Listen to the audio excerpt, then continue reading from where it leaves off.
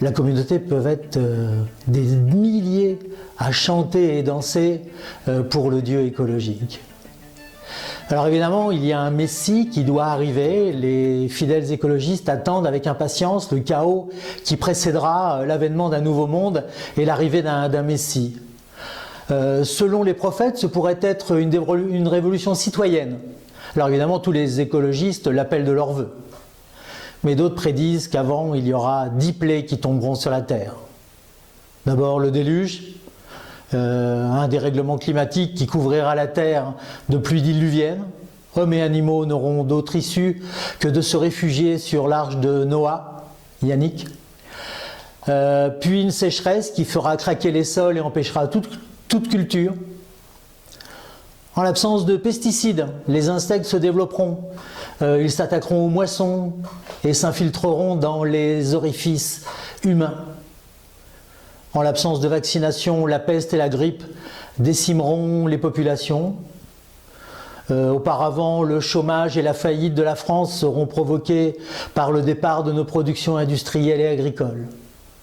Les pays riches seront envahis par des centaines de millions d'émigrés climatiques.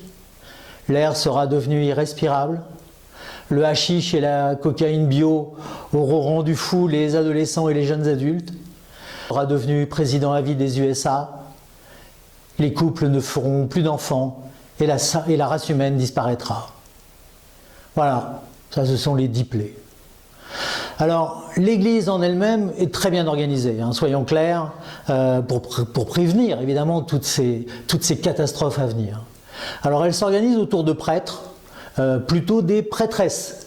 Le sommet de la hiérarchie est exclusivement réservé aux femmes depuis le schisme du 26 septembre et la mise à l'écart par un groupe de femmes d'un homme qui avait indûment occupé ce saint siège.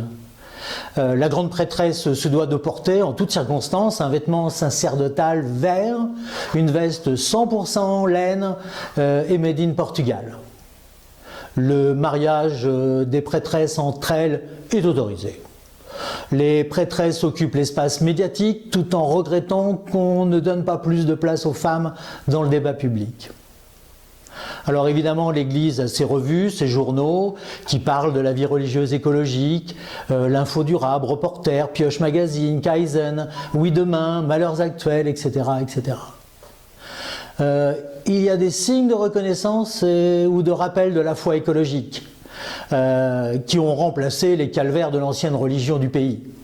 Ainsi, vous avez de belles éoliennes visibles de très loin qui apparaissent au coin des chemins de France pour rappeler que le futur s'écrit maintenant. Un monastère recueille des spécialistes qui font don de leur vie à l'écologie. Dans de grands scriptoriums et bibliothèques, ils étudient la pollution et le réchauffement de la Terre et ils écrivent de longs rapports dont les fidèles ne lisent que les premières pages. On les appelle les moines du GIEC. Ils sont environ 660. Les docteurs de la loi et les prophètes de l'Apocalypse s'appuient sur leurs études pour leurs homélies et les prescriptions religieuses. Mais il y a également des saints. Alors évidemment, je vous citerai le saint le plus connu, c'est saint Alain Bougrain-Dubourg, qui sait parler aux oiseaux. Mais vous avez également des saints anonymes du quotidien, comme les époux des grandes prêtresses, des mâles qui ont su se déconstruire. Vous savez, se déconstruire façon puzzle ou Playmobil. Bon. Il m'est difficile aussi de ne pas vous parler de sainte Greta, qui a eu une vision du réchauffement climatique dès ses 9 ans. Elle a fait une dépression salutaire à 11 ans.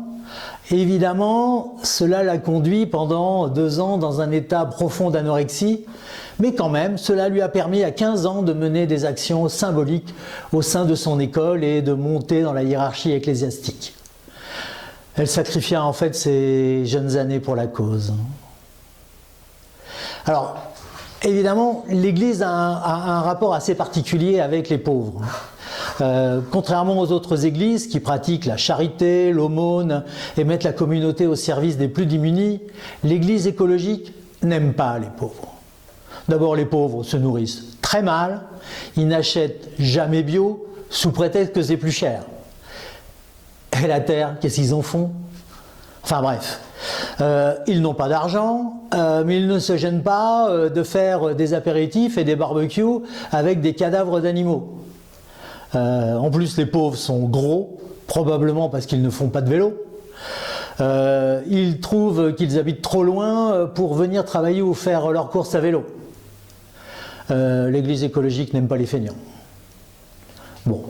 Et puis les pauvres ont de vieilles voitures qui fument et qui polluent. Heureusement, maintenant, on peut leur interdire de venir chez les fidèles de l'église écologique, en ville, à l'école ou à l'hôpital, ou prendre un verre en terrasse.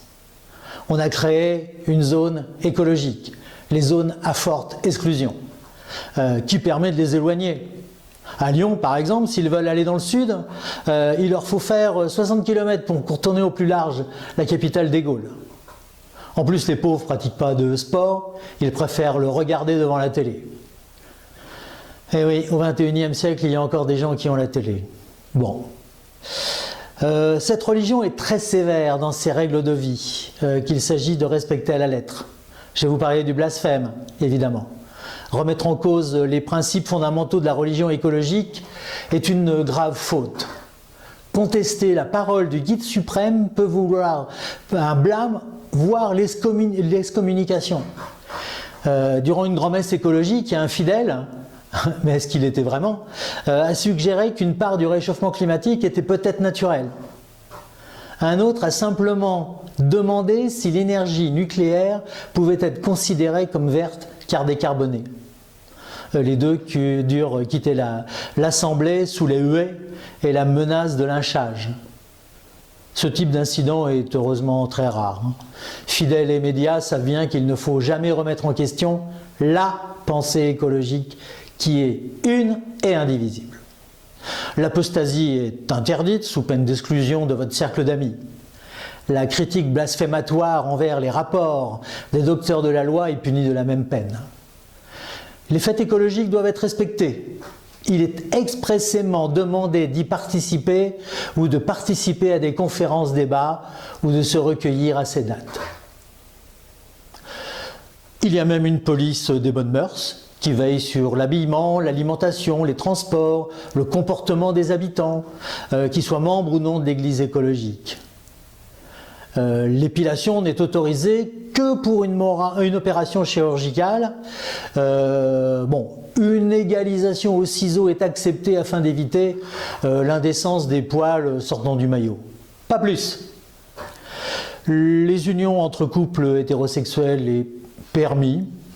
Ça ne peut se faire qu'au sein de la même paroisse écologique. Les mariages mixtes avec des communistes, des capitalistes, des juifs ou des socialistes de droite sont interdits car ils sont voués à l'échec. La différence culturelle et religieuse est trop forte. Il est obligatoire de faire ses courses dans les magasins bénis et reconnus par l'Église, Biocoop, Naturalia ou autres. Et puis il est important de respecter quelques petites règles.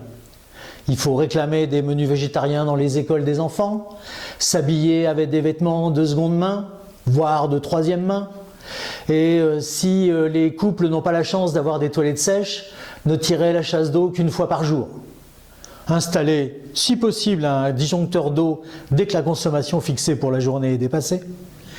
Si le train n'est pas amphibie, prendre le bateau, évidemment à voile. Savoir prendre évidemment plus le train que la voiture. Refuser les vaccinations et peut-être mourir plutôt que d'enrichir les multinationales pharmaceutiques. C'est vraiment une très belle et très grande religion. Bon, elle est quand même très présente autour de nous. Elle nous fait beaucoup la morale. C'est vrai qu'on est un peu idiot, on est stupide, on ne sait pas, on ne croit pas, on se pose des questions à tort. Eux savent. Bon, c'est ma faute, c'est ma très grande faute. Merci, j'espère que le Messie saura me pardonner.